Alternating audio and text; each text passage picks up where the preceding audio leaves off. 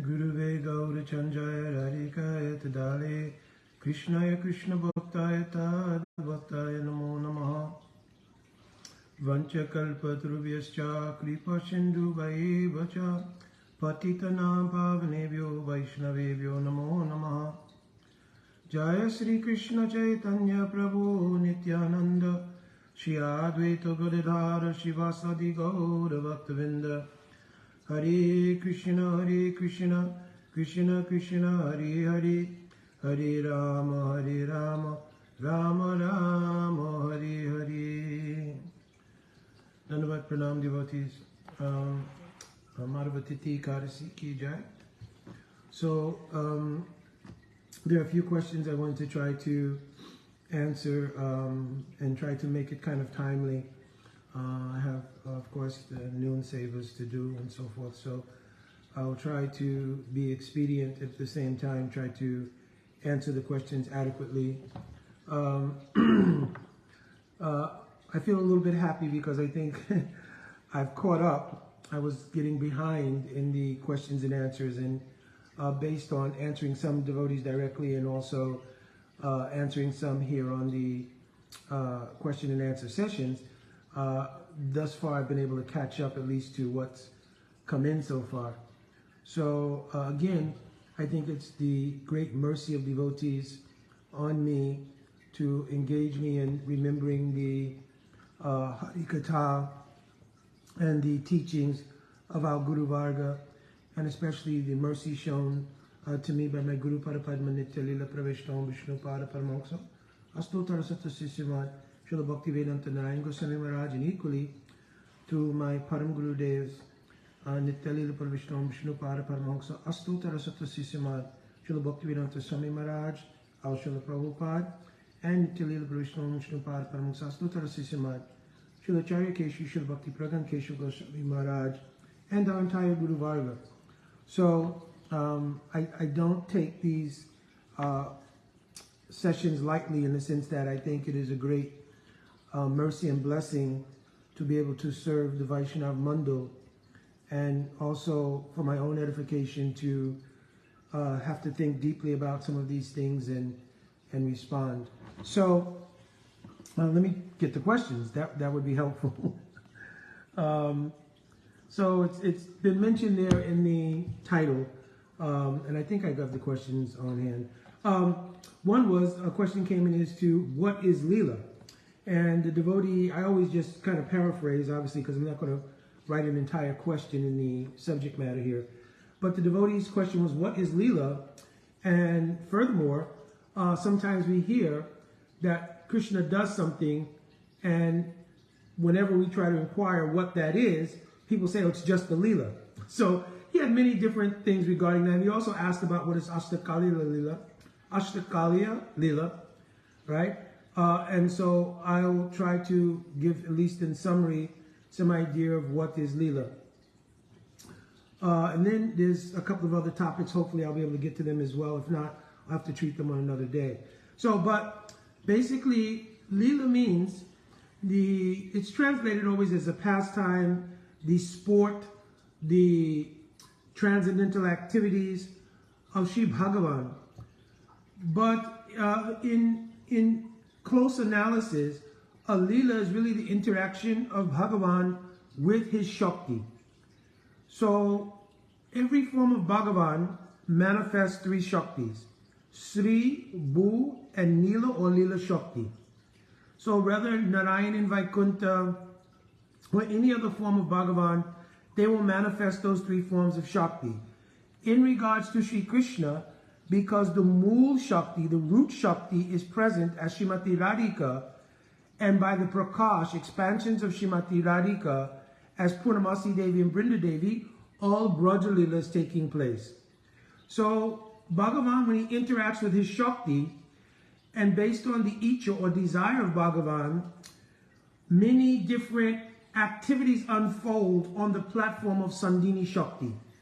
So the internal spiritual energy is composed of three things.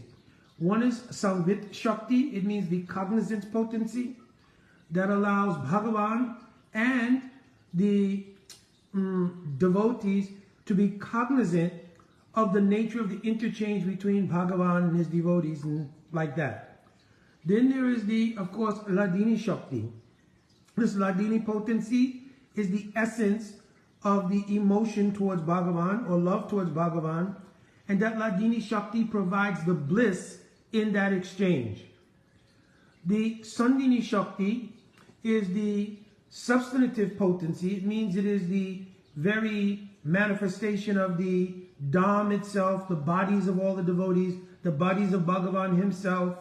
It is composed of Sandini Shakti. So the Lila Shakti interacting with these three potencies creates varieties of pastimes based on the Icha of Bhagavan. So one way to understand this is in the primary pastime of Krishna, the foremost pastime of Krishna. It's mentioned in Ramananda Samvad, Samyak Saravasana Krishnera Ras Lila. So the Ras Lila is considered to be the pinnacle of all pastimes because in the Ras Lila, here the word rasa has a long A. And it's because rasa with a short A, which are the ingredients of emotion, are being tasted. So it's called Ras Lila. In that Ras Lila, all the ingredients of all rasa are being tasted by Shri Krishna. Right? And hence also the devotees, Srimati Radhika, all devotees, everyone, also is tasting here. So that is called Ras Lila. And it is the pinnacle of all pastimes in Krishna Lila. In the very beginning of that Ras Lila, it is mentioned, Bhagavan Pita Ratri Sar Utpalika Malika Vikshamrantu Manasa Chakre Yoga Maya Upasritam. So Krishna, Vikshamrantu Manasa Chakre means he had a desire to perform this ras. To fulfill that desire, he took shelter, Yoga Maya Upasrita, of Sri Yoga Maya Shakti, the Lila Shakti, to make this happen. So the interaction is actually between Bhagavan's Icha, his desire, and his Shakti. So, as I mentioned in Braj, that Lila Shakti is manifest as Purnamasi Devi. Particularly for the conjugal pastimes of Radha and Krishna, one Prakash also is Brinda Devi. And she primarily deals with the pastimes of Shri Radha Krishna Yugal. Because in the Lila, Purnamasi Devi is considered an elder and considered also like Gurujan, means like an elder for everyone. So obviously there's some elements of the conjugal dealings between Radha and Krishna which would not be nourished by the presence of Purnamasi. Therefore they are done by Vrinda Devi because Vrinda Devi is in the category of the age group and everything else which would be suitable to creating a comfortable atmosphere to express those Leelas. And also for those who have aspiration to serve in those Leelas, our Guru Vargas have instituted the worship of Vrinda Devi. This is why during our morning program, no matter what institution you belong to, there's the accommodation for the worship of Vrinda Devi, Tulasi Vrinda Devi, same, right? So Vrindai Tulasi Devi, Priyai Kesavasacha, Krishna Bhakti Pari Devi, Satchavachai Namo Namah. So we're worshiping Vrinda Devi every day and begging for the opportunity for seva in that Braj. So especially Srila Prabhupada introduced very beautiful but very short prayer that we sing every day to Vrinda Devi, begging just for that. Radha Krishna Seva Pavo Ye Abhilas. Ye Tumara Sarana Loy, Taravancha Pona Hoy. Right? So all of these different lines in the Tulsi Stuti or Tulsi prayer that we do every day, there are our desire to serve Radha and Krishna in that capacity. Now, of course, in the not so mature stage, devotees are doing it as just part of the program of coming to the stage of Nishta, right? And coming to some mature stage of Sadhu Sangha, what to speak of Nishta, right? When there's some maturation in bhajan and one begins to really do Sadhu Sangha, then the effect of that kind of Sadhu Sangha gives more insight and more depth in the practice. Then the dhyan, means the meditation involved in the Guru Ashtakam and the Tulsi prayer and in the Tulsi Parikrama, all will have more depth of realization. Right? So point here being that Vrinda Devi is the manifestation of the Lila Shakti for the conjugal pastimes of Shri Radha Krishna. Similarly, in Vaikuntha Dham, it's not like there are no pastimes in Vaikuntha. So the Shri Bhu and Nila or Lila Shakti, it's called both things, you will see in every single temple that you visit. Many years ago, I followed the path of Sriman Mahaprabhu when he went through South India. I followed that path from Chaitanya Charitamrita, and we visited all of the temples there. And in all of those temples, Sri Rangam, Tirupati, etc., you will see that the forms of Sri Narayan are accompanied by Shri, obviously Lakshmi Devi. Bhu Devi means Bhu Devi means Mother Earth, but also here it means the foundation of wherever Bhagavan is performing his pastimes, that Bhu Shakti is present there, right? And the Nila or Lila Shakti means the pastime Shakti. So this is really what Lila is, and it has unlimited expressions through various kinds of avatars, through various types of rasa, right? So many different types of Lila are expressed. I've already expressed the pinnacle of all Lila is Ras Lila. And what is realized in the pinnacle of that Ras Lila is that Krishna wants to then understand the height of the praying of the principal person in that Ras Lila, which is Srimati Radhika. This leads to Krishna manifesting a icha, a desire, Shri Radha Pranaya Mahima Kidraso Hanyeva. Right? What is the nature of the pranay? It means the intimate love of Radhika. What is the nature of that? It is from that desire also. Swajena Bhuta Madhuri Ma Kidraso Vamadiya Shokyam Chasha Manubhavataha Kidrasam Vetiloba. What is the special way that Radhika experiences Krishna's Chatumadhuri? It means his flute playing, the beauty of his form, the nature of his praying, and his lila. How does she experience those things in such a way that it gives rise to the type of praying she has? Also, Shokyam Chasya, the special kind of happiness that comes from the extreme height of the love of Radhika, which is called Madanakya Mahabhav. That kind of love, what is it? All three of these things are unknown to Krishna because he is in the position of being the object of that type of love.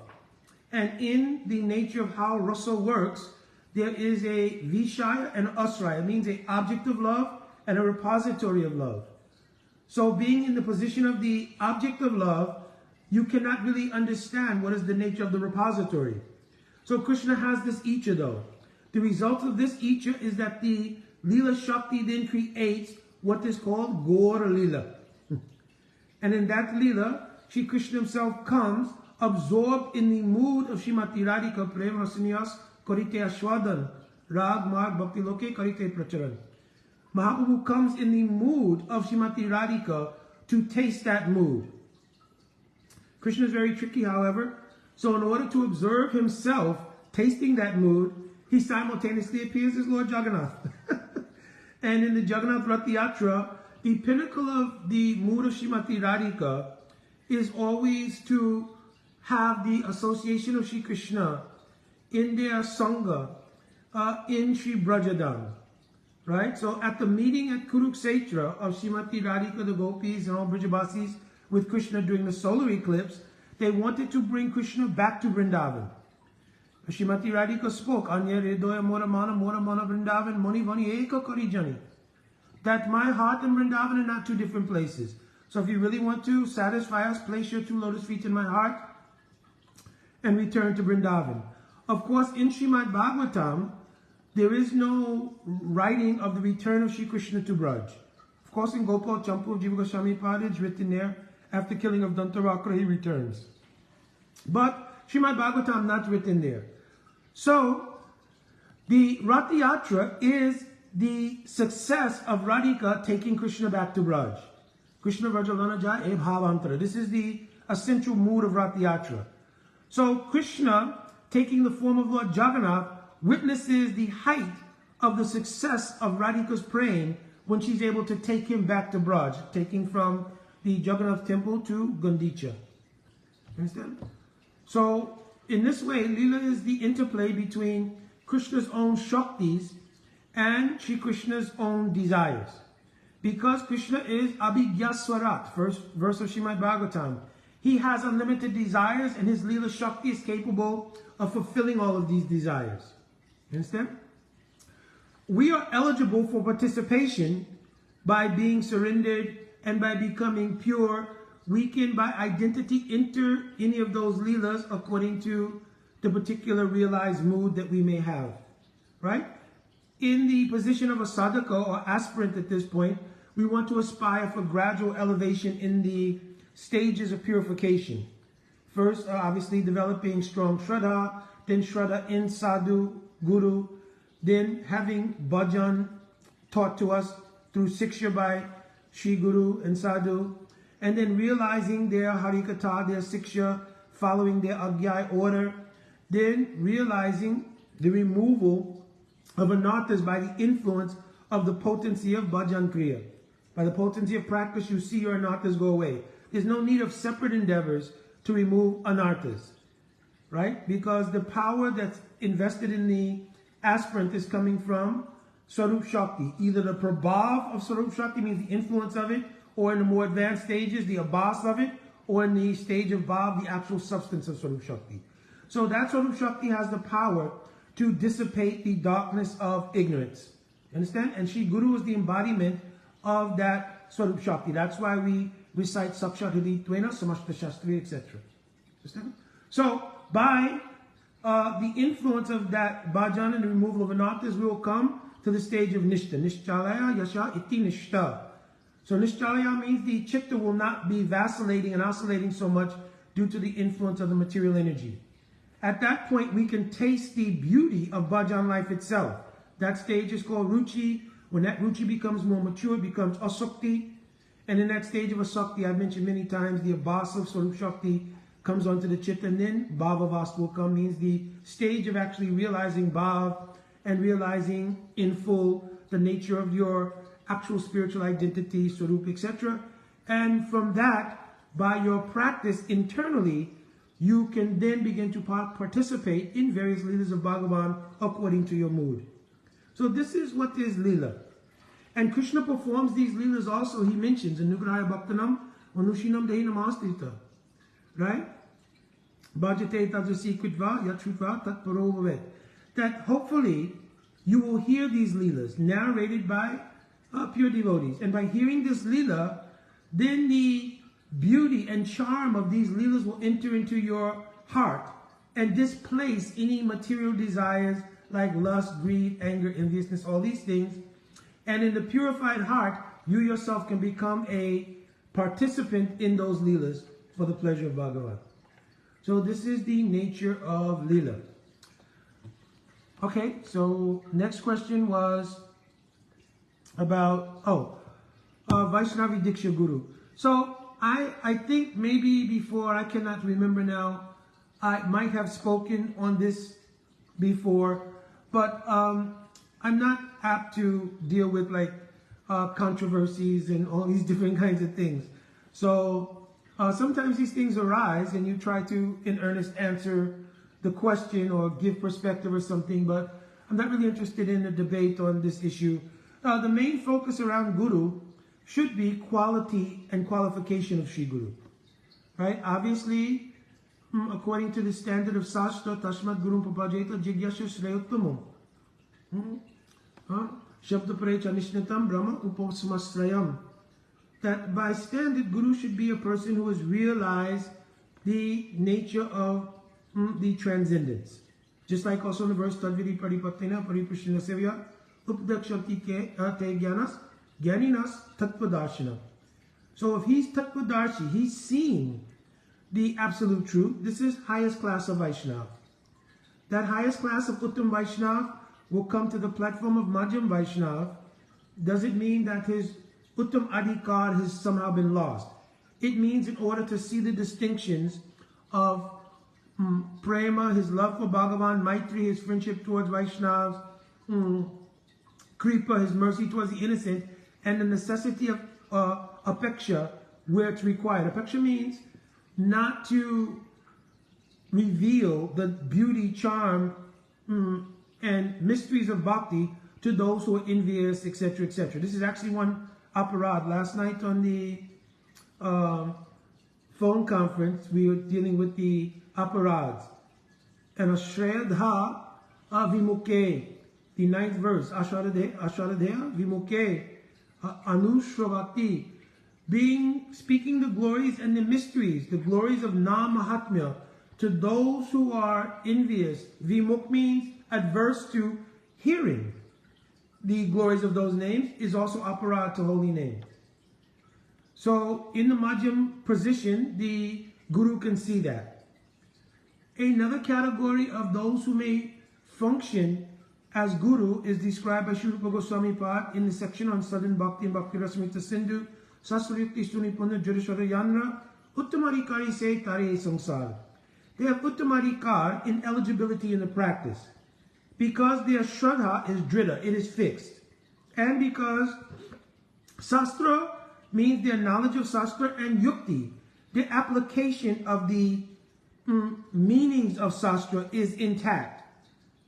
Void of Guru Abhiman, they can also serve Tare Uttamarikari se Tare Samsar.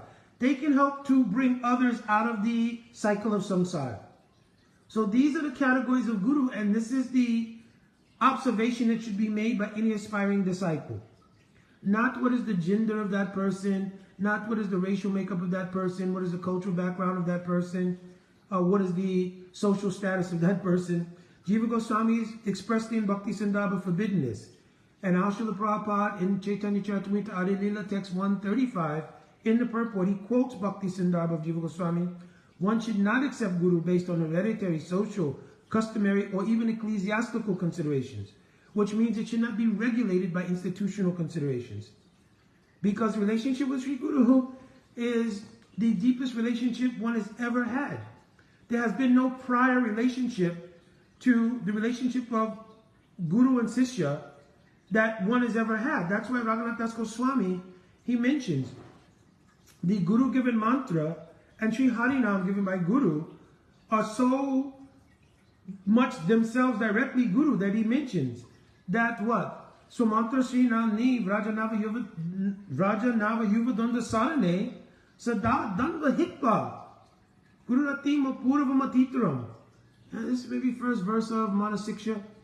That one should develop an unprecedented rati.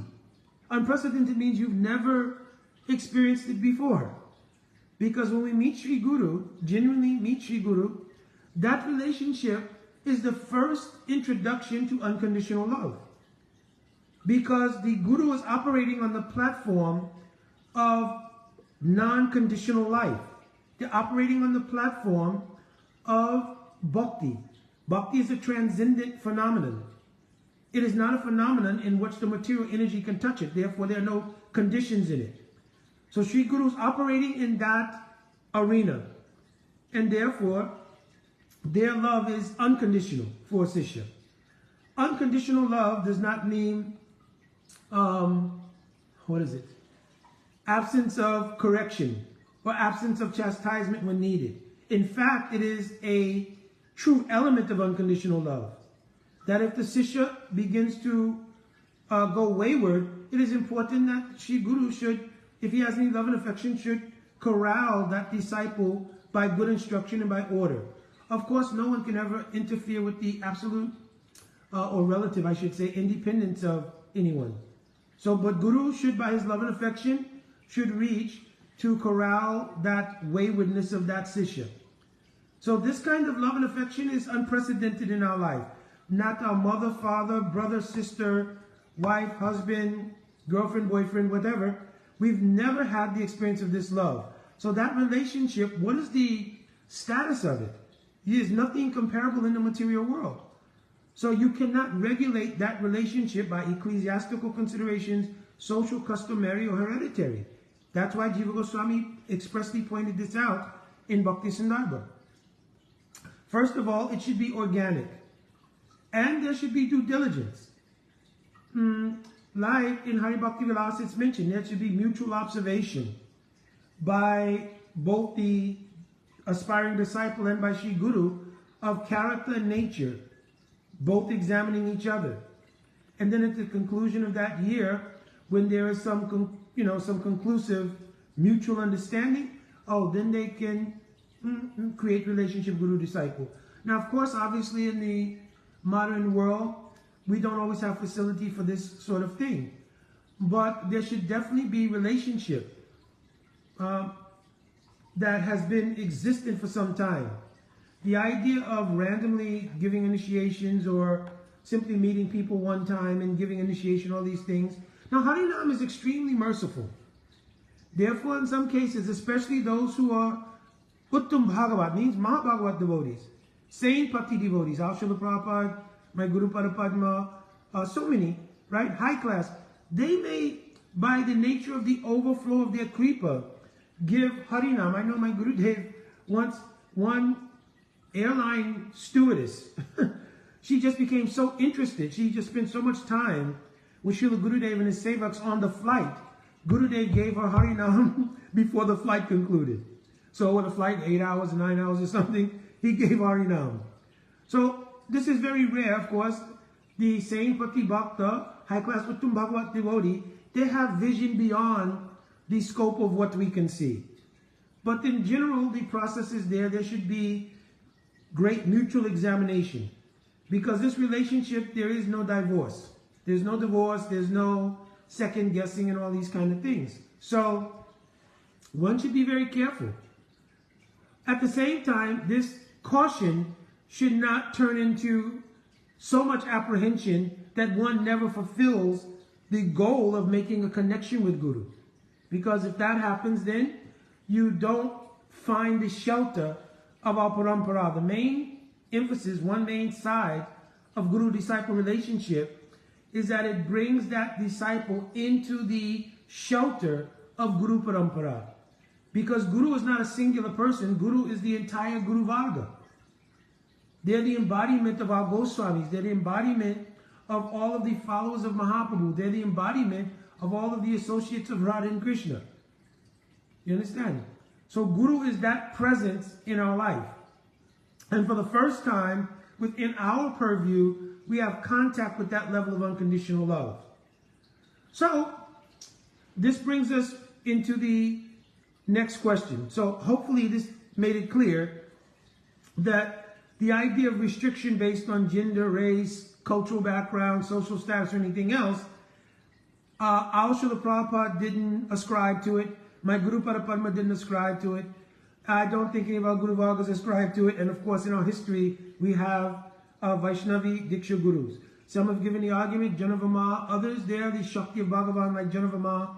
But then you also have the wife of Advaita Acharya, but you can also say same thing, she's Shakti of Bhagavan. But also then you had Hemalata Takarani, right? So there's so many who have come in our line. So point being, we should focus on what is the qualification of Sri Guru and can they deliver the nature of what is pure bhakti to me. That's the criteria. Understand? Also, but on another side of that coin, before I go on to the next subject, we should not be creating Guru based on social equities of some sort. Oh, well, we don't have enough, African-American body gurus. We don't have enough female gurus. We don't have enough, gender consideration gurus. This kind of thing is, I don't know where that would come from, but that idea is also completely material and therefore will not serve to create the proper atmosphere for learning Guru Tattva among aspirants, and it will simply become a matter of confusion for them, right? And also it will lead to material considerations about the acceptance of Guru, right? That I want a Guru who matches my, my material intersections, so to speak. Intersections means, all of the different various material abhiman or material self-conceptions you have.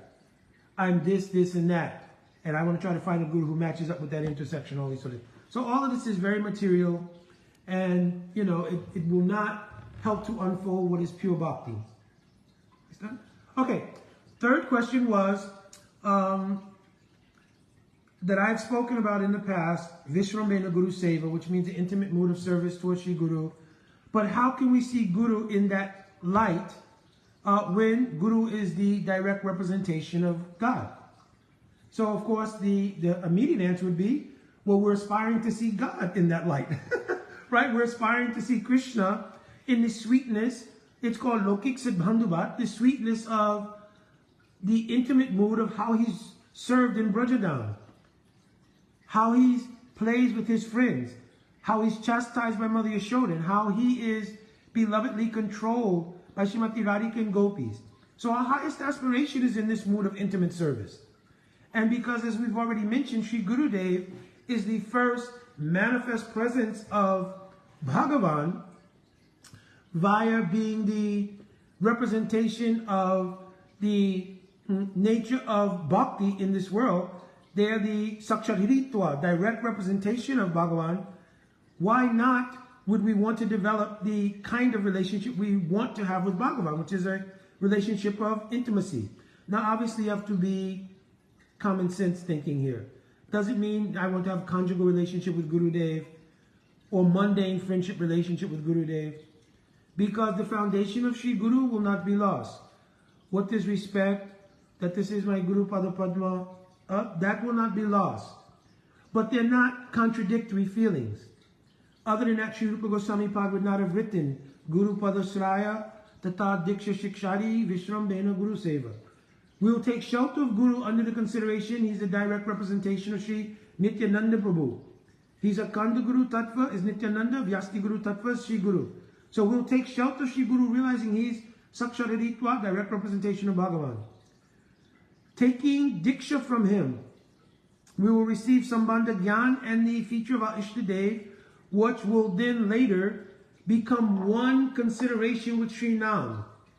Right? I was speaking to one very sweet devotee. I have so much affection for this devotee. He's a very high-class devotee, actually. He's very humble, so he doesn't think like that. But very sweet devotee.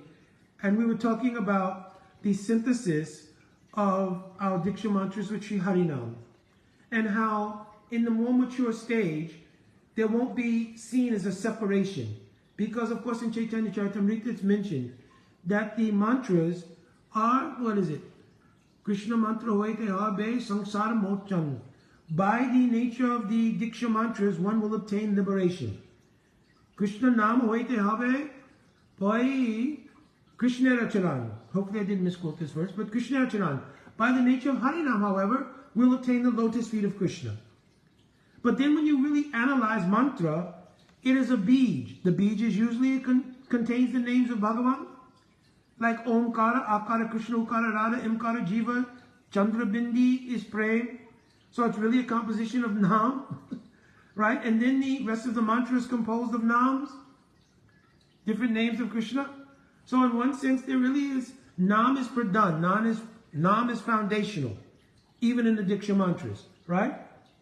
So in a mature stage, one then begins to see the synthesis.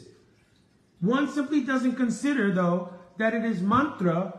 One considers in the mature stage that it is the nature of my Ishtadev in relation with Ishtadev who is present in Nam. In other words, Hare Krishna means Radha and Krishna.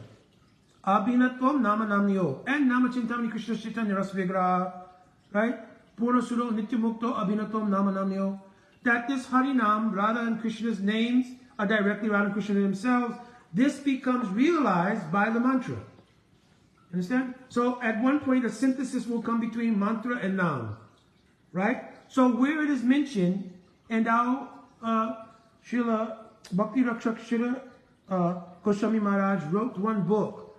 And in that book he gave the diagram how the Diksha mantra is like an inner circle. And Harinam is like an outer circle that reaches from the top all the way down to the bottom.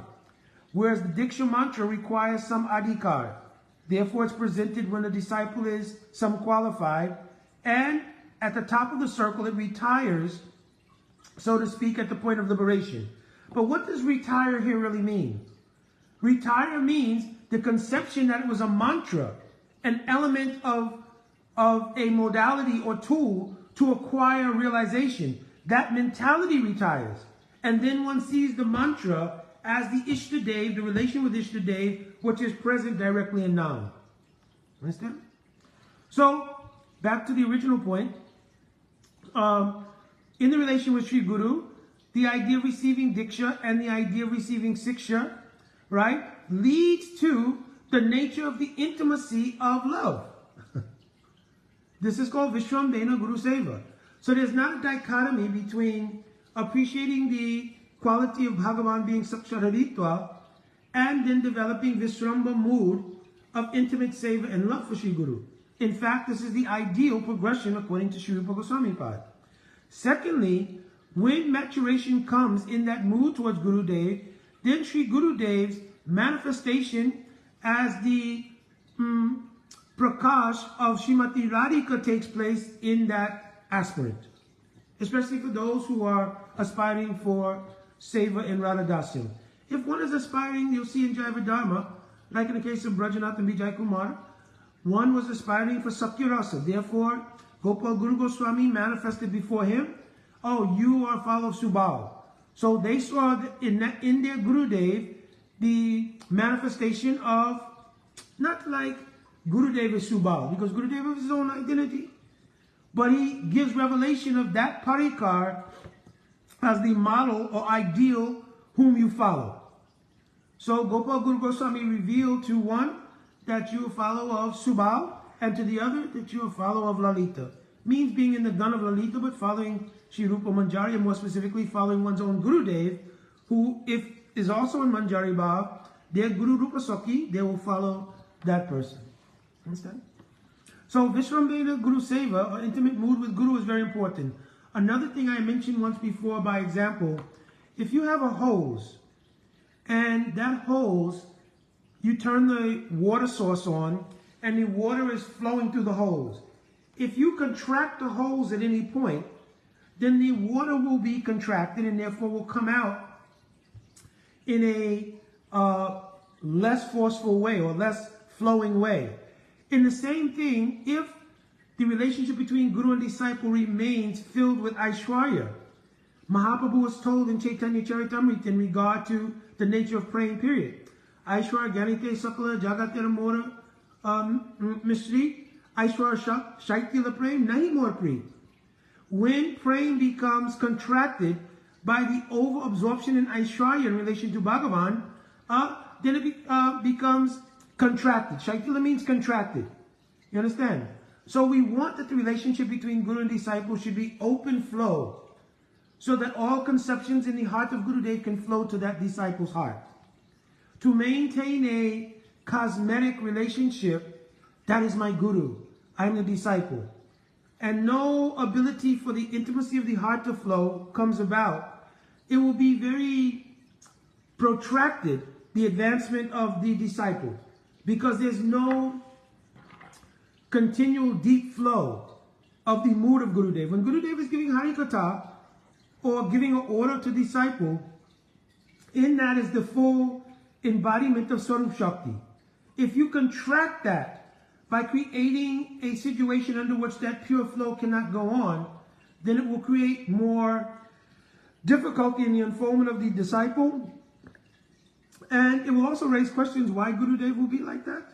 If Rupa Goswami is given this instruction, why Gurudev is maintaining a posture that is so distant and creates so much Aishwarya. Now, in the very beginning, obviously, when we were learning what is the nature of Guru, this formality and deep sense of Aishwarya towards Guru had to be there, because we didn't have any conception previously of a relationship with Guru. You understand? And if we take a mundane approach to it, because of absence of knowledge or some other reason, oh, Gurudev is like an ordinary man. Well, Shastra has forbidden this. We should not see Sri Guru as ordinary. Right? It's directly quoted. Navamanyeta karhichit. Not at any time you should see Gurudev as an ordinary person. Right? So, we should not confuse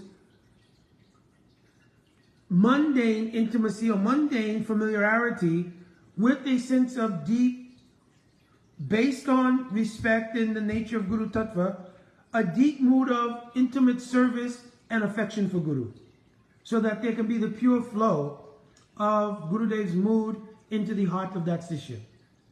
Very important thing. My Gurudev, he always made, he has so many disciples, thousands, but he always made me feel, oh, you're very special. This is the nature of love in the spiritual world. Unlimited jivas are in the spiritual world, but all feel a special kind of individual love.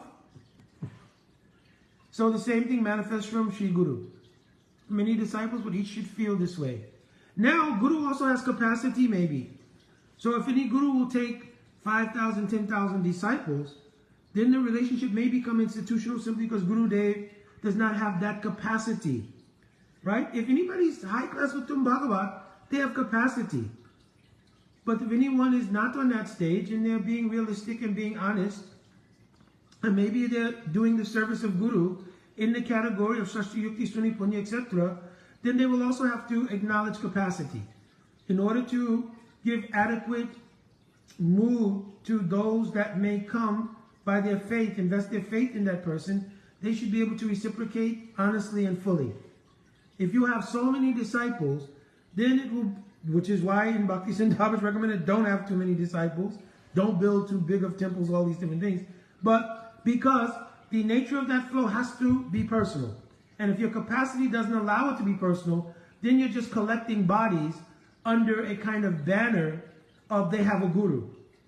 But the pure flow of your own heart won't touch them quite in the same way. Now somebody may say, well, wait, Al Srila Prabhupada was able to do it. I just got through saying some high class of Uttam Bhagavat Vaishnavas who have capacity. My Guru Padma also. Many. Right? Right? They have capacity. They can accept unlimited disciples like that. But they're endowed like Krishna. He could dance with billions of gopis. And at one point in the Ras Lila, for the southern Siddha gopis, each thought, Krishna's dancing with me alone. You understand? So Sri Guru has to have that ability. That he has to be able to make the disciple feel the reciprocation is direct with that disciple. It's a very important thing. All right, so I think that is concluding for answering the questions that came in.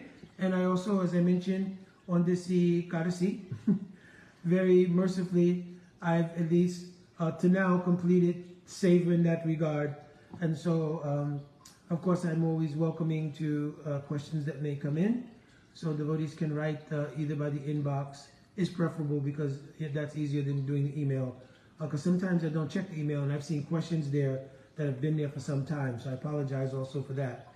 So, but if there's the inbox here, sometimes I'll check that because I'm answering questions sometime directly. So I'll see it if it comes in the inbox on Facebook here. All right, devotees, Dandavat Pranam. Everybody, please become very prepared for Nityananda Trayodasi coming up. And have a very, very blissful meditation and save on that day. Jai Vancha Kalpataruvesha Kripashindavevacha Patitanam Pavanevyo Vaishnavevyo Namo Namaha. Jai Radhe Radhe Jai Sadhan Siddha Prabhu. Hope everything is going well for you there. Yes. I'm also contemplating how I can come to see you, so I will see how I can get everything worked out and make that happen. Or either get you to come here, one of the two. So we'll work something out. But my heartily blessings from our Guru Parampara that everything is good for you. All right, Hari Bol, Radhe Radhe.